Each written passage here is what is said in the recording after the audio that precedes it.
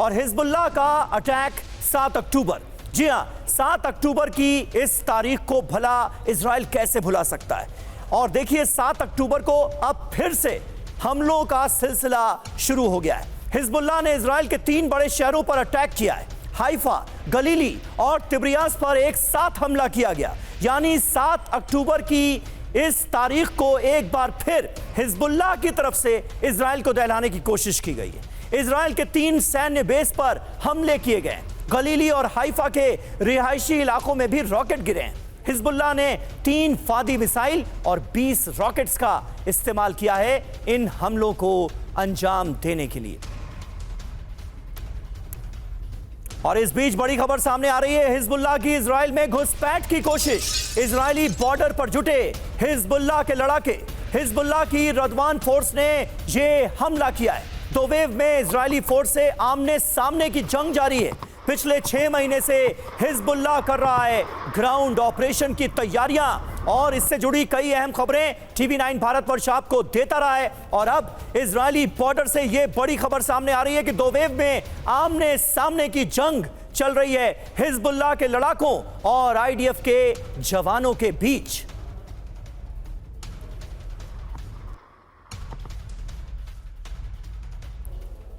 और Israeli air space में भी घुसपैठ की कोशिश की गई है। इसे लेकर रिपोर्ट सामने आ रही है। रिशोन लेजियन इलाके में घुसपैठ की कोशिश की गई है। बेहद कम ऊंचाई पर उड़ता दिखा संदिग्ध विमान। रिशोन लेजियन इलाके में यह घुसपैठ की कोशिश की गई है। एयर स्पेस को वायलेट किया गया है। हाई अलर्ट पर इजरायली सिक्योरिटी फोर्सेस। इजरायली सूत्रों के हवाले से रेड अलर्ट का दावा किया गया है। और लेफ्टिनेंट जनरल शंकर प्रसाद हमारे साथ मौजूद हैं। सर, इजरायली एयर स्पेस में घुसपैठ की ये सीधे तौर पर कोशिश, इसे आप कैसे देखेंगे? और जो बड़ी खबर सामने आ रही है बॉर्डर इलाके से, वो और भी ज्यादा महत्वपूर्ण है, क्योंकि यहां पर हिजबुल्लाह के लड़ाके और इजरायली डिफेंस फोर्सेस के जवान आमने सामने नजर आ रहे हैं। हिजबुल्लाह ने जो ग्राउंड ऑपरेशन की इतने दिनों तक तैयारी की है, क्या उसे अंजाम देने की फिराक में है हिजबुल्लाह? इस सवाल का जवाब मैं क्या दे सकता हूं? देखिए, हमें समझनी चाहिए इसकी बिगर स्टोरी। बिगर स्टोरी ये है कि ना तो हमास ख़त्म हुआ है, ना हिजबुल्लाह ख़त्म हुआ है, ना हूती ख़त्म हुआ है, और ये ख़त्म कभी होंगे भी नहीं, क्योंकि ये एक ऐसी ऑर्गेनाइजेशंस हैं जो कि केवल एक आदमी से नहीं चल रही, बल्कि एक आइडिया है, एक टेररिज्म का आइडिया है। और टेररिज्म के आइडिया को लड़ने के लिए यही होगा कि आप हवाई हमले करते रहिए, कुछ आपका नुकसान है, उनका दुगना नुकसान है, सिविलियंस मर रहे हैं, जिस तरह ऑगस्टीन साहब ने सही कहा, इंसानियत मर रही है।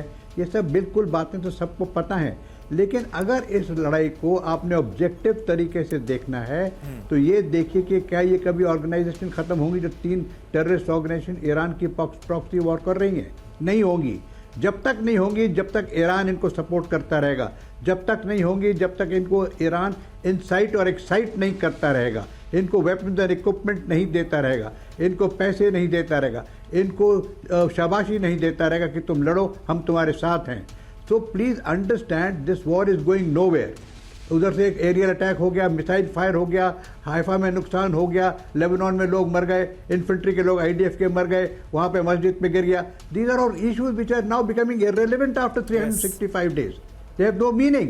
The meaning is what has happened to the state of Hamas. क्या हमास खत्म हो गया? नहीं, वो पर गाजा तो खत्म हो गया, हमास नहीं खत्म हुआ। क्या लेबनान खत्म हो जाएगा? लेबनान, बेरूट खत्म हो चुका है। क्या हिजबुल्लाह खत्म हो जाएगा? डेटा तो सामने आया है शंकर प्रसाद जी, जो गाजा से डेटा सामने आया है वही आप देख लीजिए। उसमें यह कहा गया कि 15 से 18 हजार हमास के लड़ाके जो हैं वो मारे गए, लेकिन लोग कितने मारे गए? 41,000, 41,000। हाँ, तो उससे फायदा क्या हुआ? हमास तो खत्म नहीं हुआ ना, हिजबुल्लाह तो खत्म नहीं हुआ ना। हिजबुल्लाह खत्म हो गया क्या 18,000 से मरने से? नहीं हुआ। तो हिजबुल्लाह तो अभी भी अटैक करे जा रहा है। बिल्कुल। तो आप ये समझिए कि this is something which we have to go to the जड़। इसकी जड़ कहाँ है? इसकी रूट्स कहाँ हैं? जब तक इस पेड़ की रूट्स पर हमला नहीं होगा तब तक ये चलता रहेगा। 18,000 क्या 28,000 हिजबुल्लाह मार दीजिए आप, कुछ नहीं होगा। और 1 करोड़ और सिविलियंस मार दीजिए, कुछ नहीं होगा, जब तक ईरान इनको सपोर्ट करता रहेगा। So time has come either to stop this stupid war and अपने जो 100 होस्टेज उनको रिलीज कराइए, बातचीत कीजिए। अगर वो नहीं हो सकता किसी वजह से, क्योंकि आपकी कोई सेल्फ रिस्पेक्ट इन्वॉल्व है या कोई और चीज इन्वॉल्व है, तो let us go for a big target which and the war. देखिए ना जाके करना क्या, बढ़ेगी लड़ाई देखा जाएगा, लेकिन we have to sort out the roots of the problem. जी, प्रॉब्लम लाइक 10 बम यहाँ गिरा दिए, 6 हैफा में गिरा दिए, एक मस्जिद पे गिरा दिया, they have no meaning today. 365 दिन के बाद क्या मतलब निकल रहा है? बिल्कुल सर, आपने बिल्कुल सही बात कही। और इस वक्त होता हम यही देख रहे हैं मैदान जंग में। एक अहम खबर और सामने आ रही है, इजरायली फोर्स के बड़े सर्च ऑपरेशन से जुड़ी। आईडीएफ का door to door search operation चल रहा है। घुसपैठियों की तलाश में जुटी हुई है इजरायली फोर्स। वेस्ट बैंक से लेकर गलीली तक ये ऑपरेशन चलाया जा रहा है। ये तस्वीरें आप देखिए किस तरह से door to door search operation में आईडीएफ के जवान जुटे हुए हैं, क्योंकि डर इस बात का है, आशंका इस बात की है कि हिजबुल्लाह के कई लड़ाके अंदर दाखिल हो चुके हैं। ये इजराइल के वेस्ट बैंक इलाके की तस्वीरें आपके सामने हैं, जहां पर आईडीएफ के जवान सर्च ऑपरेशन करते हुए गोलियां बरसाते नजर आ रहे हैं।